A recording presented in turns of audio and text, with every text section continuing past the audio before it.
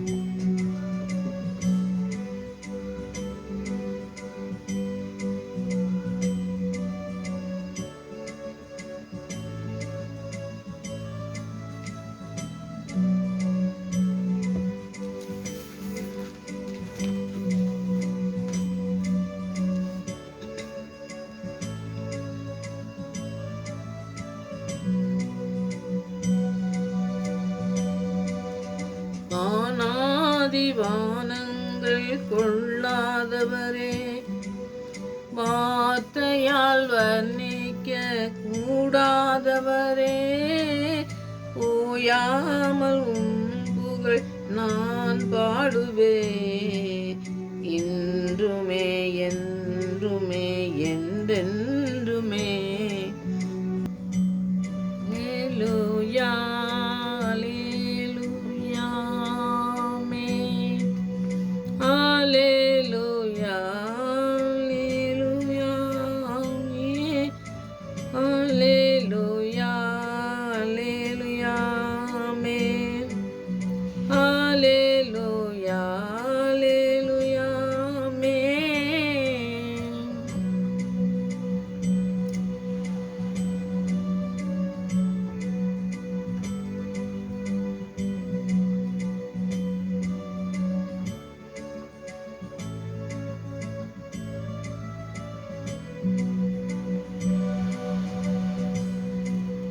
பரலோக கவனத்தை ஈர்க்க வேண்டுமே, அப்பாவும் கண்களில் கிருபை வேண்டுமே, எப்போதும் என் அருகில் நீர் வேண்டுமே, நீர் வேண்டும், நீர் வேண்டும், நீர் வேண்டுமே.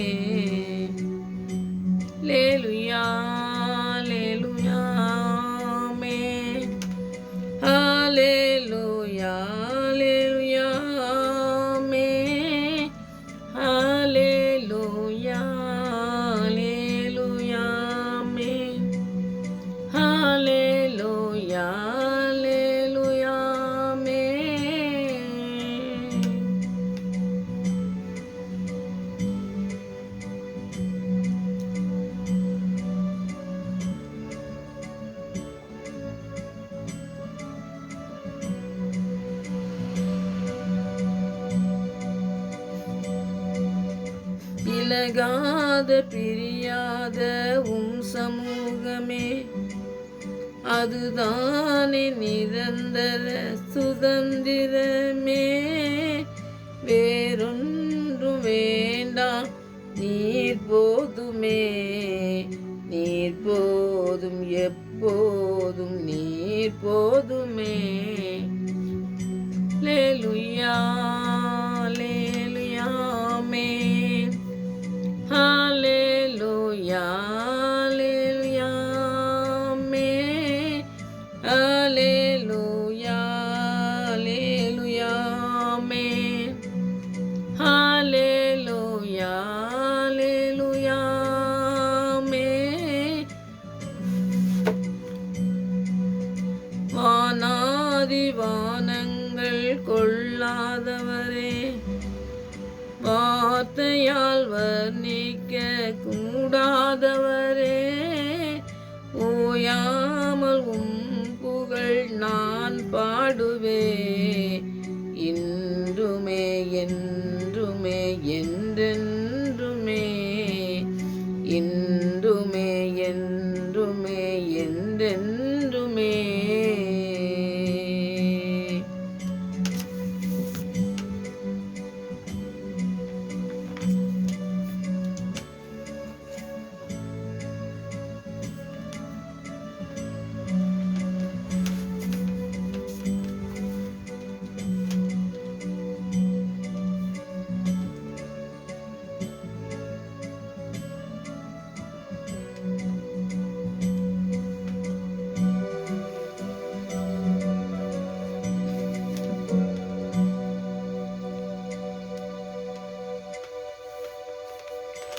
இன்றைக்கி நாம் அவருக்கு சொந்தமான ஜனம் அப்படிங்கிறத பற்றி தான் இன்றைக்கி தியானிக்க போகிறோம். வசனங்களை நீங்கள் ரொம்ப தியானிச்சிங்க. இன்றைக்கி நிறைய தலைப்புகள் நம்ம படிக்கும் பொழுது வசனம் நம்மளோட கூட பேசுகிறத நம்ம உணர முடியும். எத்தனையோ சத்துரு நம்மளை தோற்கடிக்க பார்க்குற மாதிரி நம்முடைய வாழ்க்கையில் நிறைய இடைஞ்சல்களை கொண்டு வரும் பொழுது வசனத்தின் மூலமாக தான் நம்ம ஜெயிக்க முடியும். பிசாசை ஆண்டவர் ஜெயித்தார், அப்புறம் நம்மளையும் ஜெயிக்க வைக்கிறதுக்கு தான் அவர் சிலுவையில் மரணத்தை ஜெயித்தார். நம்ம ஜெயிக்கணும்னாக்கி ஆண்டவருடைய ஜனமாக இருக்கணும், ஆண்டவருடைய பிள்ளையாக இருக்கணும். அவருடைய பிள்ளைக்கு தான் நம்ம பாருங்கள், நம்ம சொந்தத்தை எடுத்துக்கிட்டோம்னாக்கி நம்ம பிள்ளை அப்படிங்கும்போது அதுக்கு ஒரு தனி ஒரு ஒரு அவங்களுக்கு ஒரு அதிகாரம் இருக்குது. நம்ம அம்மா, நம்ம தகப்பன், தாய் அப்படிங்கிறபோது பிள்ளைகளுக்கு ஒரு பெரிய அதிகாரத்தை கொடுக்காங்க.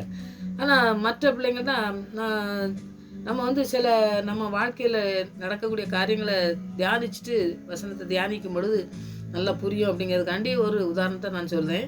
ஒரு டாக்டர்கிட்ட போயிருக்கும்போது டாக்டர்கிட்ட எல்லாம் லைனாக தான் நம்ம போகணும். உங்களுக்கு தெரியும், டாக்டர்கிட்ட லைனாக வச்சு அவங்க கூப்பிடும்போது போகணும்னு சொல்லி அது சட்டமாக வச்சுருக்காங்க. அது நல்லது, அது ஒழுக்கம். ஏன்னா நான் போகிறேன்னு முந்திட்டு போயிருந்துட்டு அது பிரச்சனையாகுங்கிறதுனால அவங்க ஒரு ஒழுக்கத்தை கடைப்பிடிக்காங்க, அதனால வச்சுருக்காங்க.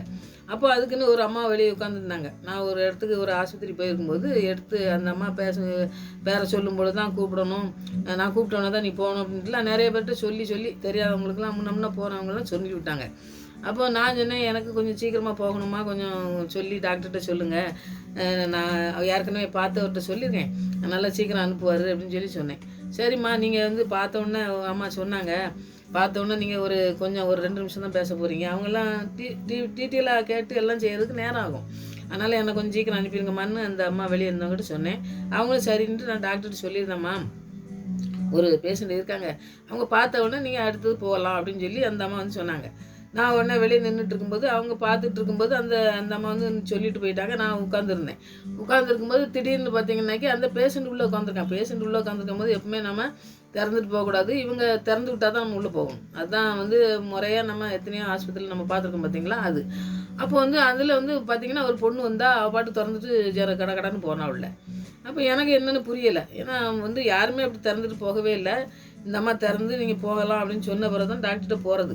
ஆனால் அந்த ஒரு வயசு கம்மியான பொண்ணு தான் அவள் பாட்டு போயிட்டு அவள் பாட்டு வந்தவுடனே டாக்டர் பின்னாடியே போனார். ஏன்னா ஒன்றுமே புரியலை, ஏன்னா பேஷண்ட் உள்ளே இருக்காங்க. பேஷண்ட் இருக்கும்போது இந்த பொண்ணு போனோன்னே என்ன வெளியே போகிறாரு என்னன்னு தெரியல அப்படின்னு சொல்லிட்டு நான் அந்த வெளியே நின்று ஒரு நர்ஸு ஒரு பொண்ணு நின்னான். அவர்கிட்ட கேட்டேன், என்னம்மா இது டாக்டர் பார்க்கறதுக்கு அடுத்த பேஷண்ட் என்னை பார்க்க சொல்லியிருக்காங்க, இப்போ நேரம் ஆகுதுன்னு சொன்னேன். அந்த அம்மா சொன்னாங்க அடுத்தது அப்படின்னு சொன்னாங்க. இப்போ யாரோ ஒரு பொண்ணு அப்பாட்டு போனால் இவர் பாட்டு போயிட்டாரா வருவாரா எப்படி அப்படின்னு சொன்னேன், கேட்டேன். கேட்கும்போது அந்த பொண்ணு சொன்னால், இல்லைங்கம்மா அது வந்து அவங்க பொண்ணு எப்போவுமே பக்கத்துலேயே பார்த்துட்டு இருப்பாங்க. அவங்க வந்து ஏதாவது சந்தேகம் அப்படின்னு இருந்தோம்னாக்கி சந்தேகத்துப்படி ஏதாவது படித்து இப்போ தான் வந்திருக்கா. இவங்க வந்து எக்ஸ்பீரியன்ஸ் நிறையா. அதனால வந்து அவங்க அப்பாட்ட வந்து கேட்டுட்டு பேஷண்ட்டை பார்க்கணுனாக்கி கூப்பிட்டு போவாங்க. போயிட்டு ஒரே நிமிஷத்தில் என்ன காரியம்னு சொல்லுவார். அதை பார்த்து அந்த பொண்ணு பார்த்துக்கிடுவாங்க, வந்துடுவார் உடனே அப்படின்னு சொல்லி அந்த பொண்ணு சொல்லிச்சு. அப்போ அதாவது தகப்பன் அப்படிங்கும்போது அந்த பொண்ணு வந்து பாருங்கள், ஒன்றுமே யார்ட்டுமே கேட்க வேண்டிய அவசியமே இல்லை. நம்ம இப்போ எல்லாத்தையும் வெளியே இருக்கவங்கள்ட்ட சொல்லி அப்புறம் தான் நம்ம உள்ளே போக முடியும். ஆனால் அந்த அதிகாரம் எப்படி இருக்குன்னா, தகப்பன் அப்படிங்கும்போது ஒரு பெரிய அதிகாரம். அந்த அதிகாரத்தில் போனது நான் பார்த்தேன், அதனால் அவங்கள்ட்ட சொல்லுவேன். இப்போ நிறைய இடத்துல பார்த்திங்கனாக்கி அந்த தகப்பன் பிள்ளை அப்படிங்கும்போது பார்த்திங்கனாக்கி நிறைய வந்து அந்த அதிகாரத்தை வந்து நம்ம பயன்படுத்த பார்க்கலாம். நம்ம தாயாக இருந்தாலும் சரி, தகப்பனாக இருந்தாலும் சரி, அந்த பிள்ளைகளுக்கு ஒரு அதிகாரம் கொடுத்துருக்காரு. அப்போது ஆண்டவருடைய பிள்ளையாக இருக்கும் பொழுது இப்போ பார்த்திங்கனாக்கி இது உலக பிரகாரமான ஒரு டாக்டரை நான் சொன்னேன். இதுக்கே இத்தனை ஒரு அதிகாரம் இருக்குன்னா, பெரிய டாக்டர் அவர், யாருமே போகக்கூடாது அப்படிங்கிற ரொம்ப கண்ட்ரோலாக இருக்கிறதுலே பிள்ளை வந்து அப்பாட்டு திறந்துட்டு போகிறான். என்ன பேசுகிறாங்க, என்ன செய்கிறாங்க, நம்ம கேட்டு தான் போகணும் அப்படிங்கிறது கிடையாது, அப்பாட்டு போகிறான். அப்படி போகிற காலத்தில் நம்முடைய ஆண்டவருடைய பிள்ளையாக நம்ம சொந்த பிள்ளையாக இருக்கும் பொழுது அவர் நமக்கு எத்தனை பெரிய, நான் உனக்கு அதிகாரத்தை கொடுத்துருக்கேன் அப்படிங்காரு. என்னை சுகமாக்குறத கொடுத்துருக்காரு. எனக்கு சொந்த பிள்ளையாக இருந்ததுனால எனக்கு எல்லாமே நான் உனக்கு தர்றேன் அப்படின்ட்டு இருக்காரு. சகல காரியங்களையும் நமக்கு செய்து முடிக்கிற நல்ல தகப்பன், எல்லாவற்றையும் செய்து முடிக்கிறவர், எல்லாத்தையும் அவர் செய்து முடித்ததுனால நமக்கு எல்லாவற்றையும் செய்து முடிப்பார்.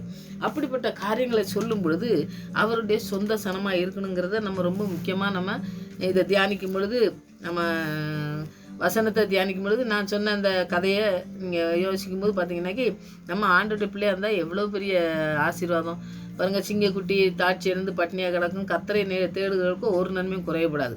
ஆண்டவரை தேடுறவருக்கு ஒரு குறையும் கிடையாது, அவரை நம்புகிறவர்களுக்கும் ஒரு நாளும் வெக்கம் கிடையாது அப்படின்னு சொல்லும் பொழுது அவருடைய பிள்ளையாக நம்ம இருக்கிறதுல எவ்வளோ பெரிய ஆசீர்வாதம் இருக்குதுங்கிறத நம்ம உணர்ந்து நம்ம ஜெபிக்கணும். நம்ம சொந்த ஜனம், சொந்த பிள்ளை அப்படிங்கிறத ரொம்ப முக்கியமாக நம்ம தியானிக்கும் பொழுது ஆண்டவர் பெரிய காரியங்களை செய்வார். இதுக்கு வசனம் யாத்திராகமம் 19:5 நீங்கள் படித்து பார்த்தீங்கன்னாக்கி 19வது அதிகாரத்தில் 5வது வசனத்தை, இப்பொழுது நீங்கள் என் வாக்கை உள்ளபடி கேட்டு என் உடன்படிக்கையை கை கொள்வீர்களானால் சகல ஜனங்கள்னா எத்தனை பேர் ஜனங்கள், எவ்வளோ ஜனங்கள் இருந்தாலும் சரி, அந்த ஜனங்களில் நான் உன்னை என்ன செய்வேன், நீங்களே எனக்கு சொந்த சம்பத்தாக இருப்பீர்கள். பூமி எல்லாம் என்னுடையது, பூமியில் இருக்கிறது எல்லாமே என்னுடையதாக இருக்கிறதுனால என்னுடைய பிள்ளையாக இருந்தனாக்கி எல்லாமே உனக்குடையது. எந்த பிசாசு வந்து என்ன பண்ணாலும் சரி அதுக்கு நீங்கள் வந்து பயப்பட வேண்டிய அவசியமே இல்லை. என் பிள்ளையாக இருக்கிறதுனால எல்லாத்துக்கும் நீங்கள் சொந்தமான பிள்ளைங்களாக இருப்பீங்க. நான் வந்து என்ன செய்வேன், உங்களை வந்து நான் பாதுகாக்கக்கூடிய ஒரு என்னுடைய பிள்ளையாக இருக்கும்பொழுது நீங்கள் பாதுகாப்பில் இருக்கீங்க, என்னுடைய கரத்தில் இருக்கீங்க, என்னுடைய பிள்ளையாக இருக்கீங்க. என்னுடைய பிள்ளையாக இருக்கும் பொழுது நான் உங்களை பாதுகாத்து வழிநடத்த நல்ல தகப்பனாக இருக்கேன் அப்படின்னு சொல்லி ஆண்டவர் சொல்கிறத நம்ம பார்க்கோம். அப்போ நம்முடைய தகப்பனாக இருக்கணும். அவருடைய உடன்படிக்கை என்ன, அவருடைய உடன்படிக்கைப்படி நடக்கணும். அவர் என்ன சொன்னாரோ அதை கேட்கணும். அவருடைய வாக்கை கேட்கணும். அவருடைய வார்த்தை தான் முக்கியமானது. அவர் என்ன சொல்லியிருக்காரு, எப்படி நடக்கணும்னு சொல்லியிருக்காரு, எப்படி என் பிள்ளையாக இருக்கணும்னு சொல்லியிருக்காரு, அதை வேத வசனங்கள்லாம் தேடி கண்டுபிடிச்சி அவருடைய பிள்ளையாக இருக்கணும்னா நம்ம எப்படி இருக்கணும் அப்படிங்கிறத தேடி கண்டுபிடிச்சி நம்ம தியானித்தோம்னாக்கி, இந்த யாத்திராமத்திலலாம் பார்த்தீங்கன்னாக்கி ஆண்டவர் கீழ்ப்படிஞ்சு இருக்க சொல்லி இஸ்ரேல் மக்களை கூப்பிடுதாரு. அதை கூப்பிடும்போது அதுக்கு இருப்பீங்கன்னா நீங்கள் இந்த மாதிரி ஆசீர்வாதத்தை பெறுவீங்கன்னு சொல்லி சகல ஜனங்களிலும் நீங்கள் தான் ஆசீர்வாதத்தை பெற்றுவீங்க. இன்றைக்கும் பாருங்கள், இஸ்ரேல் மக்களை பார்த்தீங்கன்னாக்கி அது ஒரு விசேஷ மக்கள் தான். ஏன்னா ஆண்டவர் வந்து அவங்கள வந்து ஆசீர்வதிப்பேன்னு சொன்னார், அதனால் ஆசீர்வதிக்காரு. அப்போ நம்முடைய வாழ்க்கையிலேயே அதை செய்து முடிக்கணும். ஆண்டவரே, நீங்கள் இஸ்ரேல் மக்களுக்கு செய்த அதே உடன்படிக்கையின்படி நாங்கள் நடக்கும்பொழுது எங்களுக்கும் சொந்த ஜனமாக எங்களை மாற்றி, எங்களுடைய சொந்த பிள்ளையாக மாற்றி எங்களுக்கும் இந்த ஆசீர்வாதத்தை தாங்க ஆண்டவரேன்னு சொல்லி நம்ம ஜெபிக்கிற பிள்ளைங்களாக இருக்கணும்.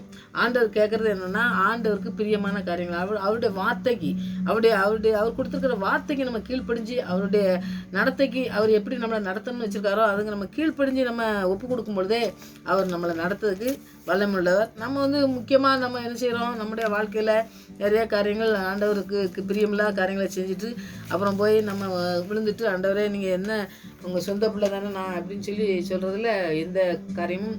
ஆனால் நீங்கள் நல்லா தியானித்து பார்த்தீங்கன்னாக்கி நம்ம தவறுனால தான் நம்ம வாழ்க்கையில் நிறைய ஆசீர்வாதத்தை இழந்து போவோமே வெளியே, ஆண்டவர் வாக்கு கொடுத்ததை ஒரு நாளும் மாறாதவர். அவர் மாறாத தேவன்.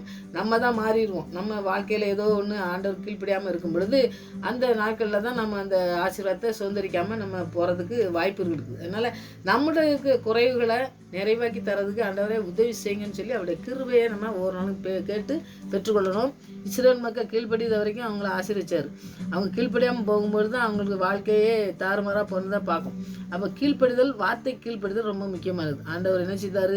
என் உடன்படிக்கைக்கு நீங்கள் கீழ்ப்படிஞ்சிருங்க, எனக்கு கீழ்ப்படிஞ்சிருங்க அப்படிங்கும்பொழுது அவர் ஆசீர்வாதமாக மாற்றுவார். அவரோட கீழ்ப்படியாமல் இருக்கும்பொழுது தான், அவருக்கு பிரியமில்லாத காரியங்களை செய்யும்பொழுது தான் நம்ம அந்த பிசாசின் இதில் விழுந்துடும். நம்மளுடைய வாழ்க்கையில் நிறைய தோல்விகள் வரதை நம்ம பார்ப்போம். அப்போ இந்த இடத்துல பைபிளில் வாசித்து பார்த்தீங்கன்னாக்கி நீங்கள் இதுலேயும் பார்த்தீங்கன்னா இஸ்ரேல் மக்கள் எல்லா இடத்துலையும் ஆண்டவர் கீழ்ப்படிஞ்சு இருக்கும்போது அவங்க ஆசீர்வாதத்தை பெற்று அவங்க செருப்பு, தேலை, துணி, இதாகலாம் கண்ணு மங்கலை, கால் விங்கலைன்னு சொல்லி நம்ம படிக்கும். அப்போ 40 வருஷம் எப்படி ஆண்டவர் நடத்தியிருப்பார், அதை ஒரு நன்றி உணர்வோட அவங்க அதை செய்யலை. மற்ற ஒரு மோசம் எங்கேயாவது ஜெபம் பண்ணிட்டு வரதுக்கு நேரம் ஆயிடுச்சுனாக்கி உடனே கண்ணுக்குட்டியை செஞ்சு ஆரன் கூட செஞ்சு ஆண்டவர் கீழ்ப்படியாத காரியங்களை செய்கிறாங்க. அதனால தான் இந்த இடத்துல நான் சொல்கிறேன், கீழ்ப்படிஞ்சு ஆண்டவருடைய பிள்ளை வார்த்தைகளுக்கு கீழ்ப்படிஞ்சு நம்ம நடந்து அவருடைய பிள்ளையாக மாறும் பொழுது ஆண்டவர் நம்மளை ஆசீர்வதிப்பார்னு சொல்லி நம்ம பார்க்கலாம். அடுத்தது 1 பேதுரு 2:9 நீங்கள் இதெல்லாம் நீங்கள் வேதத்தை வாசிக்கிறவங்களா இருந்தால் கண்டிப்பாக இதெல்லாம் தெரிஞ்சிருக்கும் உங்களுக்கு.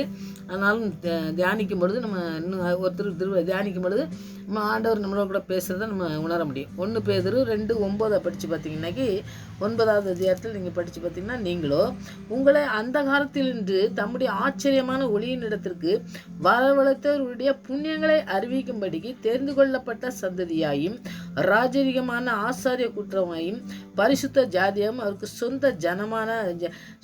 சொந்தமான ஜனமாயும் இருக்கிறீர்கள் அப்படிங்கிறார். அப்போ இவர் ஆண்டவர் நம்மளை பிள்ளையா மாற்றுறது மாத்திரமல்ல, நம்ம பிள்ளையா இருக்கோம் அப்படின்னு சொல்லி நான் ஆண்டவருடைய பிள்ளையா இருக்கேன், நான் ஆசீர்வாதமாக இருப்பேன்னு சொல்லி உலகத்தில் அப்படியே ஏதோ பந்தா காட்டிட்டு இருப்பாங்கன்னு சொல்லுவாங்க பார்த்தீங்களா. நான் படிச்சிருக்கேன், ஏன்னா எனக்கு வேலை இருக்குது, எனக்கு சொத்து இருக்குது, சுகம் இருக்குது, நான் எல்லாம் நல்லா இருப்பேன்னு சொல்லி அந்த உலக பந்தா காட்டுற மாதிரி ஆண்டவருடைய வசனத்தில் சொல்லவே செய்யலை. அவருக்கு சொந்தமான பிள்ளைங்க என்னெல்லாம் செய்வாங்கன்னு சொல்லியிருக்காரு. அந்த காலத்திலிருந்து நம்மளை ஆச்சரியமான ஒளியிடத்துக்கு வரவழைச்சி ஆண்டவர் நம்மளை வச்சிருக்காரு, நம்மளுடைய பிள்ளைகளாக வச்சிருக்காரு. அப்போ அந்த கால பிசாசு என்னெல்லாம் செய்கிறானோ அதுலேருந்து நம்மளை மீட்டெடுத்து அவருடைய பிள்ளையாக மாற்றிருக்காரு. அதுக்கு வரவழைச்சவருக்கு அவர் தெரிந்து கொள்ளப்பட்ட சந்ததி. நம்ம சந்ததியெல்லாம் என்னது? ஆண்டவரால் தெரிந்து கொள்ளப்பட்ட சந்ததி. நம்முடைய பிள்ளைகள்லாம் ஆண்டவருடைய சந்ததியாக இருக்காங்க. அவங்க ஆசாரிய கூட்டம், பரிசுத்த பிள்ளைங்க. நம்ம பிள்ளைங்கள்லாம் பரிசுத்தத்துக்குன்னு அர்ப்பணிச்சிருக்கிறோம். அப்போ பரிசுத்த பிள்ளையாக மாற்றுறவரும் அவருக்கு சொந்த ஜனமாயும் இருக்கிறீர்கள் அப்படிங்காரு. இருக்கிறீர்கள் நம்மள என்னது? நம்ம அப்படிதான் இருப்போம், நாங்கள் அப்படிதான் இருக்கோம் அப்படிங்கிறத ஆண்டவர் என்ன செய்கிறாரு? நம்மளை முழுவதுமாக ஆண்டவருடைய பிள்ளையாக மாற்றுறது மாத்திரமல்ல, அவருக்கு சொந்தமான பிள்ளையாக நம்மளை அங்கீகரித்து நமக்கு என்னெல்லாம் செய்கிறார் அப்படிங்கிறத நம்ம அந்த இடத்துல நம்ம பார்க்கும்பொழுது அந்த சொந்தமான ஜனமாக நம்ம இருக்கிறீர்கள் அப்படிங்காரு. அப்போ அப்படி இருக்கணும். அப்படி இருக்கிறதுக்கு ஆச்சரியமான ஒளியிடத்துக்கு நம்ம கொண்டாந்தார். அவர் நம்ம அந்த காலத்தில் கிடந்த நம்மளை நம்ம ரோட்டில் இருந்தோம், நம்ம யாருன்னே தெரியாது, ஆண்டவருக்கு அறிமுகம் இல்லாமல் இருக்கும் பொழுது நம்மளை தெரிந்து கொண்டு நம்மளை சொந்த ஜனமாக மாற்றிருக்காரு, நம்ம சொந்த பிள்ளையாக மாற்றிருக்காரு. இப்போ ஒருடைய வாழ்க்கையில் சாட்சியை பார்த்தீங்கன்னாக்கி எல்லாருமே எல்லாம் தெரிஞ்சு எல்லாம் பரிசுத்தமாக வாழ்ந்து ஆண்டவரத்துல வந்தவங்க நிறையா நம்ம சாதிச்சு இருந்தாங்கன்னு சொல்ல முடியாது. ஏன்னா ஆண்டவர் நம்முடைய வாழ்க்கையில் வரும்பொழுது நமக்கு ஒன்றுமே இல்லாமல் இருக்கும், நமக்கு எதுவுமே ஆண்டவருக்கு நமக்கு சம்மந்தமே இல்லாமல் இருக்கும். அப்படி இருக்கிறவங்கள நம்ம எங்கேயோ கிடந்த நம்ம தேர்ந்தெடுத்து நம்ம ரோட்டில் கிடந்த நம்ம ஒன்றுமே தெரியாமல் ஒன்றுமே புரியாமல் கிடந்த நம்மளை ஆனால் சொல்கிறாரில்ல, பைத்தியமானகளை தெரிந்து கொண்டேன்னு சொல்லி நம்ம பைத்தியமாக தான் இருந்திருப்போம். ஒரு வேளை நமக்கு எதுவுமே இந்த வேத வசனங்களுடைய ஆண்டவர் செஞ்ச காரியங்களும் தெரியாமல் நம்ம எதுலேயோ இருளில் கிடந்திருப்போம். அந்த இருளிலேருந்து நம்மளை தூக்கி எடுத்து நல்ல ஒளியான வாழ்க்கையை நமக்கு தந்து இந்த ஒளியில் நீ நடந்து செல்லும்போது என் ஜனம் என் பிள்ளையா இருக்கணும், நீ என் பிள்ளை, சந்ததியெல்லாம் என் பிள்ளை அப்படின்னு சொல்லி ஆண்டவர் சொல்கிறத நம்ம கேட்கும்போது பார்த்தீங்கன்னா எவ்வளோ பெரிய ஆச்சரியமாக இருக்குது. ஆச்சரியமாக நடத்தக்கூடிய நல்ல தகப்பன் நம்ம தகப்பன். அதனால் நாம் எப்படி இருந்தாலும் சரி, நம்முடைய வாழ்க்கை எப்படி இருந்தாலும் சரி, அவர் அழைக்கும் பொழுது அவருடைய அழைப்பு நம்மளை அவருடைய பிள்ளையாக மாற்றும். அவருடைய பிள்ளையாக மாற்றுறது மாத்திரம் இல்லை, நம்முடைய பிள்ளைகளை சந்தியாக வந்து ஆண்டவர் என்ன செய்கிறாரு, அவருடைய பிள்ளையாக மாற்றி அவர் இருக்கிறீங்கிறாரு. அப்போ செய்கிற தகப்பனுடைய பிள்ளையாக நம்ம இருக்கிறதுக்கு நம்ம அர்ப்பணித்து ஜெபிப்போம். ஆண்டவர் பெரிய காரியங்களை இந்த நாட்களில் செய்வார். சொந்த பிள்ளையாக மாறணும், சொந்த ஜனங்களாக மாறணும். நம்முடைய பிள்ளைகள்லாம் வர்ற நாட்களில் பரிசுத்த பிள்ளைகளாக வாழணும். பரிசுத்தத்தை கற்றுக் கொடுக்குற பிள்ளைகளாக நம்மளோட பிள்ளைகளை மாறதுக்கு ஆண்டவர் உதவி செய்ய, ஆவியானவர் உதவி செய்யணும்னு சொல்லி நம்ம அர்ப்பணிப்போம். அற்புதமாக ஆண்டவர் நடத்துகிறத நம்ம சொந்த பிள்ளையாக மாற்றுவார். ஆண்டவர் அப்படி மாற்ற வல்லமுள்ளவர். நம்ம தகப்பன்ட்டு நம்ம அர்ப்பணிப்போம், அற்புதமாக நடத்துவார். சொந்தம் அல்லாதவங்களையும் நம்ம படிச்சிடலாம். ஏன்னா சொந்தம்னு சொல்லிட்டு இருக்கும்போது இந்த சொந்தத்தை மட்டும் நம்ம படிச்சிட்டோம். சொந்தத்தை மாத்திரம் படித்து அதை நம்ம தெரிஞ்சுக்கிட்டு நம்ம புரிஞ்சுக்கணும். ஆனால் சொந்தம் இல்லாதவன் எப்படி இருப்பான் அப்படிங்கிறத தெரிஞ்சிட்டோம்னா பயம் வரும். நிறைய பேருக்கு பாருங்கள், நிறையா நீ படிக்கலைனாக்கி பாருங்கள், தோல்வி அடைஞ்சிட்டேன்னா உன்னை பாரு இவங்கெல்லாம் கிண்டல் பண்ணுவாங்க அப்படின்னோம்னா அவன் பயந்துட்டு படிப்பான். அப்படி இல்லைடா நீ படிச்சுமா ஏதோ அப்படி இருந்தாலும் பரவாயில்ல, இப்படி இருந்தால் பரவாயில்ல அப்படின்னு சொன்னோம்னாக்கி அவனுக்கு கொஞ்சம் அந்த இது அவ்வளோவா தெரியாது பாருங்கள். அதனால் நம்ம சொல்லும் பொழுதே பார்த்திங்கன்னாக்கி நீ இந்த மாதிரி நல்லா படித்து நல்ல மார்க் எடுத்து நல்லா எல்லோரும் முன்னாடியும் நீ நல்ல தலை நிமிர்ந்து நிற்கும்போது பெரிய ஆசீர்வாதம் ஆண்டவர் தந்திருக்காருன்னு சொல்லி எல்லோரும் சொல்லும் பொழுது எவ்வளோ மகிழ்ச்சியாக இருக்குண்டா அப்படின்னு சொன்னோம்னா அவன் நல்லா படிக்கணும்னு ஒரு விருப்பத்தோடு படிப்பான். பார்த்திங்களா, அந்த மாதிரி தோல்வி அடைஞ்சோம்னாக்கி மனுஷனுடைய வாழ்க்கையில் எப்படி இருக்கும் அப்படிங்கிறத நம்ம வந்து சில இடத்துலலாம் பார்த்திங்கனாக்கி நீ இப்படி இருந்தனா இப்படி இருப்ப அப்படின்னு சொல்லி சொல்லுவாங்க. நானே பக்கத்துலலாம் பார்த்துருக்கேன். ஒரு பையன் படித்தான், அவன் இஷ்டத்துக்கு படிச்சுட்டு ஒரு வேலைக்கு போனான். அப்புறம் பார்த்தா அதை விட மேலே படிச்சோன்னா இன்னும் நல்லா இருப்படா அப்படின்னு சொல்லி சொன்னோடனே அவன் போக மாட்டேன்னு சொன்னான். திருப்பி எல்லாத்தையும் சொல்லி அவனை படிக்க வச்சு இப்போ நல்லா இருக்கான். அப்போ அவனுக்கு சொல்லதுக்கு தெரியும், ஏன்னா இப்படி கஷ்டப்படுவ சொல்லும், நீ இப்படி இருந்தனா இந்த படிப்பில் வந்து இப்படி கஷ்டப்படுவடா, இன்னும் 2 வருஷம் படிச்சுட்டேன்னு வச்சுக்க நல்லா மேலே உயர்ந்த வேலையில் இருப்ப அப்படின்னு சொல்லி அவங்க சொல்லி சொல்லி சொல்லி சொல்லி அவன் சொன்ன கேட்கலன்னா இன்னும் அவங்களுக்கு தெரிஞ்சவங்கள, அவங்களுக்கு ஃப்ரெண்ட்ஸாக இருப்பாங்கள்ல, அவங்ககிட்டலாம் சொல்ல வச்சு அவன் திருப்பி படிச்சுட்டு இப்போ நல்லா இருக்கான். அப்போ அந்த விழுந்து போகிறத சொன்ன உடனே பார்த்திங்கனாக்கி அந்த மேலானவங்களை அவன் வந்து பிடிச்சிக்கிடுவான். அப்போ ஆண்டவருடைய பிள்ளையாக மாறணுங்கிறது வந்து ரொம்ப முக்கியமானது. ஆண்டவர் பிள்ளையாக இல்லைனாக்கி நம்ம வாழ்க்கை எப்படி போயிடும் அப்படிங்கிறத நம்ம தெரிஞ்சுக்கிட்டோம்னு வைங்க. அந்த இதை நம்ம தவிர்க்கவும் அந்த ஆண்டவருடைய பிள்ளையாக மாறுறதுக்கும் நம்ம அதுக்கு உதவி செய்ய ஆண்டவர் வசனம் எல்லாமே எழுதி தந்திருக்காரு. அதை நம்ம பிடிச்சுக்கணும். விடாமல் நம்மளுடைய வாழ்க்கையில் இருக்குமானா அதை விடுறதுக்காண்டி தான் அந்த இதை வந்து நீங்கள் செய்யக்கூடாது, நம்ம செய்யக்கூடாதுங்கிறதுக்கு தான் ஆண்டவர் வந்து எழுதி தந்திருக்காரு. அதில் வந்து பாருங்கள், சொந்தம் அல்லாதவன் யார். இப்போ யோவான் 8:44 நீங்கள் படித்து பார்த்தீங்கன்னாக்கி, நீங்கள் உங்கள் பிதாவாகிய பிசாசினால் உண்டானவர்கள், உங்கள் பிதாவினுடைய இச்சையின்படி செய்ய மனதாக இருக்கிறீர்கள் அப்படின்னு சொல்றார். அப்போ உங்கள் பிதான்னு சொல்றாரு. யார் பிதான்னு சொல்றாரு? உங்கள் பிதாவாகிய பிசாசனம். அப்போது இது வந்து ஆண்டவருக்கு சொந்தமில்லாத பிள்ளைங்களுக்கு ஆண்டவர் சொல்கிற காரியங்கள் தான் நம்ம படிக்கும். அவன் ஆதி முதற்கொண்டு மனுஷ கொலைபாதகனாக இருக்கிறான். சத்தியம் அவனிடத்தில் இல்லாதபடியால் அவன் சத்தியத்திலே நிலை நிற்கவில்லை. அவன் பொய்யனும் பொய்க்கு பிதாவுமாய் இருக்கிறபடியால் அவன் பொய் பேசும்போது தன் சொந்தத்தில் எடுத்து பேசுகிறான். இப்போ அவன் சொந்தமாக சொல்லுவான், நீ நல்லா தான் இருப்ப அப்படின்னு சொல்லி நிறைய தீர்க்கதரிசனம்லாம் சொல்கிறது நீங்கள் பார்த்துருப்பீங்க. நீங்கள் நல்லா இருப்பீங்க, நீங்கள் வந்து ஆசிரமமாக தான் இருப்பீங்க அப்படின்னு சொல்லி அவன் வந்து சொல்கிறத நீங்கள் சிலர் நம்பிடுவாங்க. நம்பிட்டு அப்படி கிடையாது. ஆண்டவருக்கு பிரியமில்லாத காரியங்கள் செய்யும் பொழுது அவன் பொய் சொல்லுவான். மற்ற காரியங்கள்லாம் செய்கிறது அவன் சொல்கிறது வந்து அவனுடைய குணமாக இருக்கிறதுனால நாம் வந்து அவருடைய வார்த்தைக்கு மாத்திரம்தான் நம்ம முதலிடம் கொடுக்கணும். நம்ம வந்து ஆண்டவருடைய வார்த்தைக்கு நம்ம முதலிடம் கொடுக்கும் பொழுது அவருக்கு கீழ்ப்படிஞ்சு அவருடைய வார்த்தை கீழ்ப்படிஞ்சு இருக்கும்போது தான் அவருடைய பிள்ளையாக இருப்பேன்ட்டு நான் சொன்னேன். இந்த கீழ்ப்படுதல் வந்து நம்முடைய வாழ்க்கையில் ரொம்ப முக்கியங்க.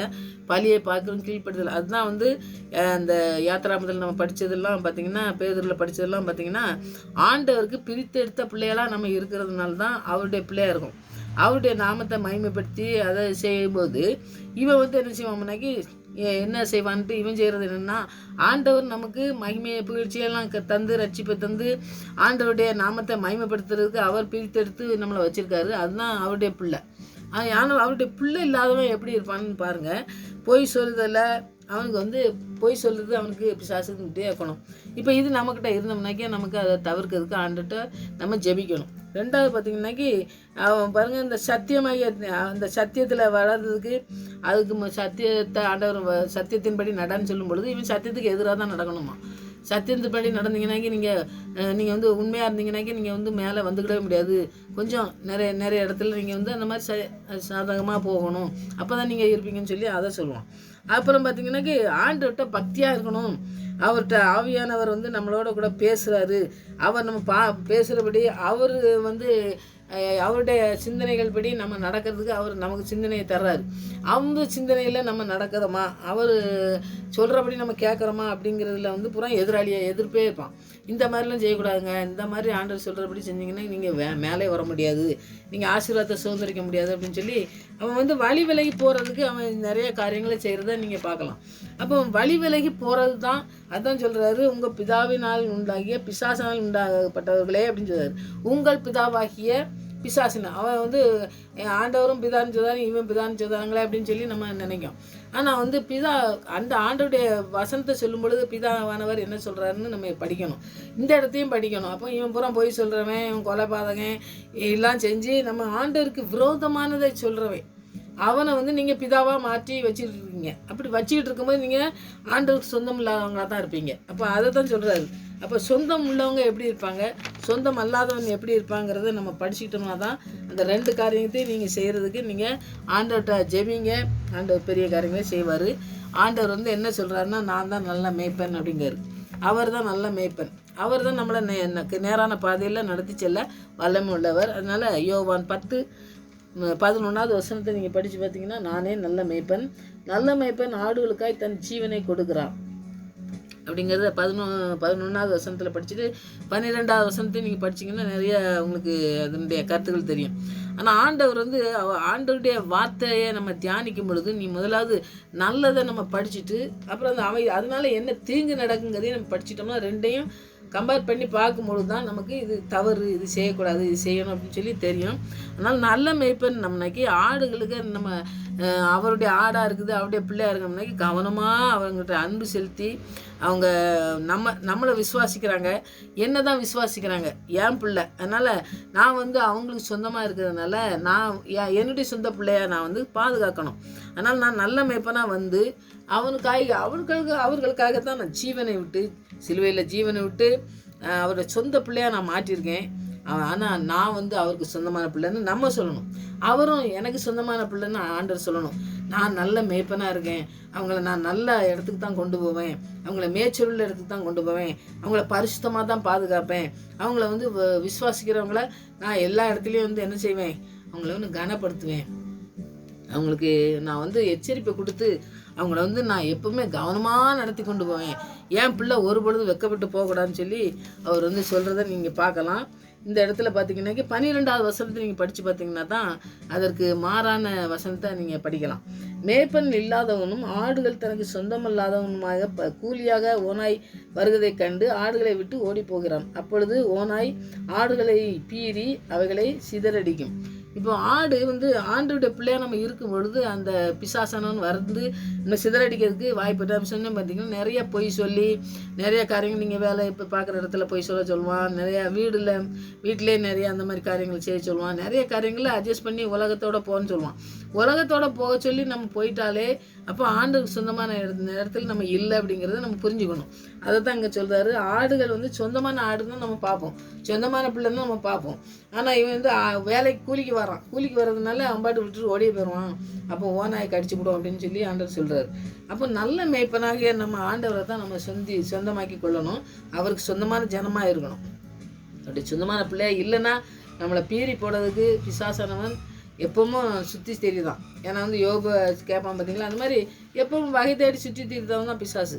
அந்த பிசாசுக்கு எதிர்த்துன்னு ஜெயிக்கிறதுக்கு நம்ம ஆண்டவராக இயேசு கிறிஸ்துவின் பிள்ளையாக நம்ம மாறி அவருடைய சொந்த ஜனமாக மாறி இஸ்ரேல் மக்களை மாத்திரமில்லை நம்மளையும் சொந்த ஜனம்ங்கிறாரு. அப்படி நம்மளோட சொந்த பிள்ளையா எல்லாம் உலகம் அனைத்து பாவங்களையும் சுமந்து தீர்க்கிற தேவ ஆட்டுக்குட்டியாக இருக்காரு.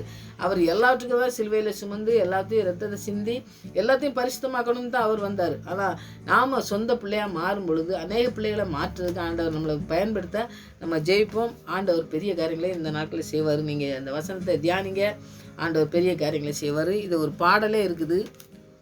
நீ உனக்கு சொந்தமல்லவே மீட்கப்பட்ட ஜனமே, நீ உனக்கு சொந்தமல்லவே. நீ உனக்கு சொந்தமல்லவே, நீ மலன் கிறிஸ்துநாதர்க்கே சொந்தம், நீ உனக்கு சொந்தமல்லவே. நமக்கு சொந்தமல்ல, ஆண்டவருக்கு சொந்தமான ஜனமாய், ஆண்டவருக்கு சொந்தமான பிள்ளையாய், நம்முடைய பிள்ளைகளை நம்மை முழுவதுமாய் அர்ப்பணித்து அநேக பிள்ளைகள் ஆண்டவருடைய ஜனமாக மாறணும்னு சொல்லி அர்ப்பணித்து ஜெயிப்போம். ஆண்டவர் பெரிய காரியங்களை செய்வார். ஆமென். ஜெயிப்போம். நல்ல தகப்பனே, நமக்கு நன்றி செலுத்துகிறோம் சுவாமி. எங்களை சொந்த ஜனமாய் மாற்றிருக்கீங்களே நன்றி, சொந்த பிள்ளையாய் மாற்றிருக்கீங்களே நன்றி ஆண்டவரே. எந்த தகுதியும் இல்லாத எங்களை தெரிந்து கொண்டீரே நன்றி ஆண்டவரே. அநேக பிள்ளைகளுக்கு ஆசீர்வாதமாய் இருக்க எங்களுடைய பிள்ளைகளை ஆண்டவரை பரிசுத்தமாய் மாற்ற இந்த நாட்களை நம்முடைய கருத்துல அர்ப்பணிக்கிறோப்பா. நீங்க எங்களை முழுவதுமாய் ஆட்கொண்டு வழி நடத்துங்க ஆண்டவரே. உங்களுக்கு சொந்தமான பிள்ளையா இந்த உலகத்திலே வாழ எங்களுக்கு கிருபை தாங்க ஆண்டவரே. எங்களுக்கு உதவி செய்யுங்க. இந்த உலகம் எத்தனையோ அசுத்தத்திலே போனாலும் எங்களை ஒரு பெரிய பரிசுத்த கூட்டமா எங்களை அழைத்து வைத்திருக்கீங்களே சுவாமி, அதை நிறைவேற்றுங்க ஆண்டவரே. நாங்கள் தன்னை குனியாதபடி எங்களை நிமிரச் செய்கிறவரே எமக்கு ஸ்தோத்திரம். உடைய வல்லமுள்ள பிரசன்னம் எங்களை தாங்க வேண்டுமா ஜெபிக்கிறையா. உடைய கிருபையுள்ள கரம் எங்களை தாங்கட்டும்பா. ஸ்தோத்திரம். அன்றைக்கு இஸ்ரேல் மக்களை ஆண்டவரே நீர் நடத்தி வந்தீரே ஆண்டவரே. உங்களை சொந்த ஜனமாய் மாற்றி என்று சொன்ன எல்லா அந்த ஜனங்களிலும் என் புள்ள பெரிய ஆசீர்வாதத்தை பெறுவான்னு சொல்லி அன்றைக்கே வாக்கு தத்தம் கொடுத்துருக்கீங்க. அது எங்களுக்கு தான் ஆண்டவரே, எங்களுக்கும் சொந்தம்பா. நீங்க சிலுவையில ரத்தத்தை சிந்தி ஆண்டவரே மறித்து நீங்க உயிர்த்தெழுந்த தேவனா இருக்கிறபடியா அது எங்களுக்கும் சொந்தமானதே. அதற்காக நன்றி ஆண்டவரே. எங்களுக்கு தகுதி உள்ள பிள்ளைகளா மாற்றினீங்களே, எங்களுக்கு சொந்தமாக்கி கொண்டீங்களே நன்றி ஆண்டவரே. சொந்தமான பிள்ளையாய் சொந்தமான ஜனமாய் நாங்கள் மாற எங்களுக்கு கிருபை தாங்க ஆண்டவரே. இந்த உலகத்துக்கு ஏற்ற வேஷம் நாங்கள் தெரியாதபடி உமக்கு பிரியமான காரியங்களை செய்து ஆண்டவரே உமக்கு பிரியமாய் நடக்கவும் எங்களுடைய வாழ்க்கையை ஆண்டவரே உம்முடைய கருத்திலே அர்ப்பணிக்குவோம் தகப்பனே. உம்முடைய சித்தத்துக்கு நாங்கள் அர்ப்பணிக்கிறோம் ஐயா. எங்களை கொண்டு வைத்திருக்க திட்டம் நிறைவேற சத்துரு எத்தனை திட்டங்கள் வைத்திருந்தாலும் சுவாமி நீங்க எங்களை நடத்தி செல்ல வளமுள்ளவரா இருக்கீங்க. நன்றி செலுத்துறப்பா. உடைய கிருபையினால் எங்களை மூடி மறைத்து ஒவ்வொரு நாளும் பாதுகாக்கிற தயவுக்கா நன்றி ஆண்டவரே. தலை நிமிர செய்கிற தேவ கிருபை நாட்களை செய்து முடிக்க வேண்டுமா ஜெபிக்கிறையா. கொடுக்குற ஒவ்வொரு பிள்ளைகளும் கேட்குற ஒவ்வொரு பிள்ளைகளுக்கும் என்ன தேவையோ எல்லாத்தையும் செய்து முடிக்க வேண்டுமாய், எல்லா நோய்களையும் தீர்ந்து ஆண்டவரே அவர் நோய்களை எல்லாவற்றையும் நீங்கள் சுமந்தீர் என்பதை அவர்கள் ஆண்டவரே முற்றிலுமாய் ஆண்டவரே விசுவாசிக்கட்டும், அர்ப்பணிக்கட்டும், சுகத்தை பெற்றுக்கொள்ளட்டும். அநேகரை சுகப்படுத்துகிற பிள்ளைகளை மாற்றுங்க. வாழ்க்கையில எல்லாவற்றையும் ஆண்டவரை செய்து முடிச்ச தேவன் எங்களுடைய வாழ்க்கையில் செய்து முடிக்க வளமுள்ள தேவனாக இருக்கப்படியா நன்றி செலுத்துகிறோம். எங்களையும் உங்கள் பிள்ளைகளையும் அர்ப்பணிக்கிறோம் சுவாமி. அர்ப்பணிக்கிற ஒவ்வொரு பிள்ளைகளுடைய வாழ்க்கையிலும் அற்புதமாக நடத்தி செல்ல போவதற்காக நன்றி செலுத்துகிறேன். கிருபையும் நன்மையும் ஆண்டவரே முடிசூட்டி எங்களை வழிநடத்துகிற தேவன் இந்த நாட்களை செய்து முடிக்க வேண்டுமா ஜெபிக்கிறையா. கர்த்தர் அப்படியே செய்து வழிநடத்த போவதற்காக நன்றி செலுத்துகிறேன். துதிக்கிற ஸ்தோத்திரிக்கிற ஆண்டவரே உங்களுடைய நாமம் மகிமைப்படத்தக்கதாய் எங்களுடைய வாழ்க்கை இருக்கட்டும். என்னுடைய வாழ்க்கை பரிசுத்தமாக இருக்கட்டும். நீங்கள் அதை நடத்தி செல்லணுமா ஜெபிக்கிறேன். மறுபடியும் அவனுடைய சமூகத்திலே வறுமுறை எங்களை காத்து வழிநடத்துகிற தகப்பன் கூட இருக்கணுமா ஜெபிக்கிறேன். துதிக்கான மயமெல்லாம் மகே செலுத்துகிறேன். இயேசு நாமத்தில் ஜெபங்கள் நல்ல பிதாவே.